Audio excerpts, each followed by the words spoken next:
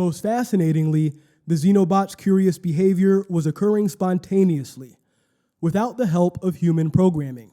Researchers employed artificial intelligence to design the cell shape most conducive to Xenobot replication, which turned out to look like the 1980s video game's Pac-Man character, yielding 4 generations of new organisms.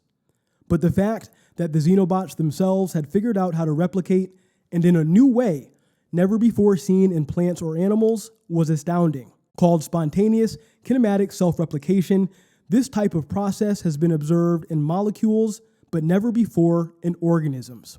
Good evening. You are listening to another episode of Black Man Into the Wild. I'm blessed to be here with you all tonight, and I'm blessed to have you here with me as well.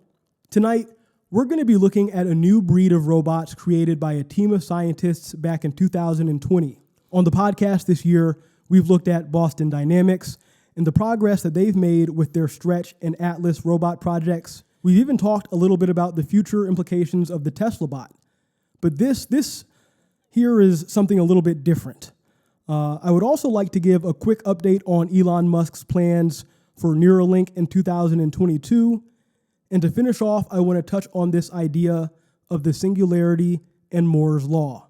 But before we get started tonight, if you have not already, please go ahead and subscribe to this channel, like the video, and share with your friends if you like what you hear. In January of 2020, scientists created a new breed called the Xenobots, the world's first ever living robots, engineered from the stem cells of the Xenopus laevis species, or the African clawed frog. The Xenobots functioned as tiny machines that could walk or swim by propelling themselves with hair-like cilia, survive for weeks without food, and even work together in groups. Their very existence was a wholly new life form, a scientific and natural marvel. Now, typically, when we think about robots, we imagine them to look and function like what we see coming out of Boston Dynamics in real life, or in the movies like what we see in Terminator or iRobot. However, that's not what we have here. Okay, that same team of scientists from the University of Vermont, Tufts University, and Harvard has now revealed an exciting new development in its futuristic ambition. They've discovered Xenobots can actually self-replicate. Researchers stumbled upon this while testing the organism's ability to clean their own petri dish. When dye particles and silicone-coated iron beads were spilled among their pond water habitat, Xenobots would bulldoze the debris into neat piles. What would happen, scientists wondered, if those piles were instead full of Xenobot stem cells? Another experiment later, they had their answer. The Xenobot-constructed piles morphed into baby offspring, sprouting their own cilia and beginning to motor around. Now, truthfully, I think that this story is better suited for my mother, a university science professor who has been teaching biology relentlessly to students for over 25 years, okay? She would likely be able to provide some additional context here and maybe even give us some insight on where she believes this technology will lead us in the future. But for now, according to Sam Kriegman, one of the scientists who worked on the project, the next step will be to give the Xenobots sensory organs, such as a way to see or feel. He says right now, they're essentially swimming around with their eyes closed. But if their eyes were opened, who knows? Life harbors surprising behaviors just below the surface, waiting to be uncovered. Fascinating stuff. Now, to talk about Neuralink, the company developing ultra-high bandwidth brain-machine interfaces that will connect humans and computers.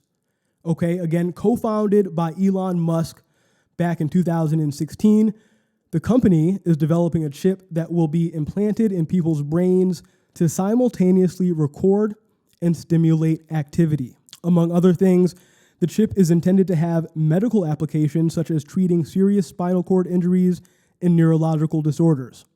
Now, don't get me wrong, okay? I do think it's incredible that we've made it to a point in time where we do have these advancements in technology that are intended to improve and maybe even extend life for humans, truly. Okay, but at the same time, I know a lot of it has to do with marketing. And what I mean is, up front, I think Neuralink is being marketed to consumers first as a technology that aims to assist in the full recovery of quadriplegic patients, and that's awesome, okay? But really, I'm curious as to what some of the other implications might be. Some of the implications that may be viewed by a portion of the public as having not so positive effects on our society, okay? During a live-streamed interview at a recent Wall Street Journal's CEO Council Summit, Musk was asked what Neuralink planned to do in 2022. This is what he had to say, okay? Neuralink is working well in monkeys. We hope to have it in our first humans, which will be people that have severe spinal cord injuries next year, pending FDA approval. Progress will accelerate when we have devices in humans next year. And this brings me to our final topic of the night, and that is the singularity. Now, how many of you out there know what the singularity is? If you don't, that's okay. I'm still learning myself.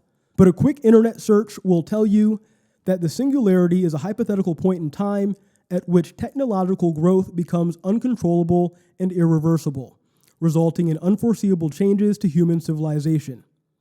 Now, the only reason I bring this up now is because of what Elon Musk just said.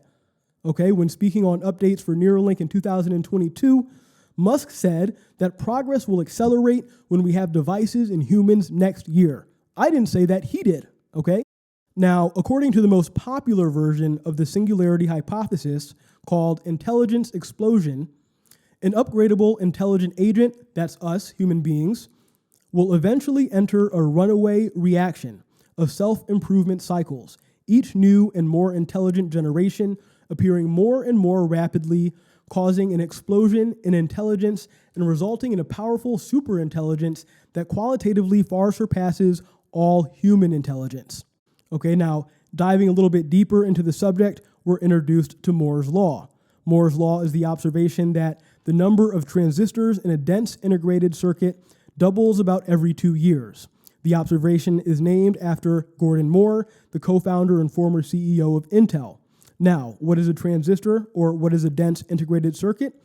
I have an episode of this podcast titled Evolving Tech and Real Estate, where the focus was on the importance of semiconductors to our global economy. I was fortunate enough to have a senior chip validator who currently works for Intel join me for that discussion. I think if you go back and listen to or watch that episode, you may get a clue as to what a transistor or a dense integrated circuit is referring to, if you didn't know already. You see, both for human and artificial intelligence, hardware improvements increase the rate of future hardware improvements. Additionally, some intelligence technologies like seed AI may also have the potential to not just make themselves faster, but also more efficient by modifying their source code. These improvements would make further improvements possible, which would make further improvements possible, and so on. The exponential growth in computing technology suggested by Moore's Law is commonly cited as a reason to expect a singularity in the relatively near future. Uncontrollable, irreversible. Thanks for listening, everybody. This has been another episode of Black Man Into the Wild. Have a great night.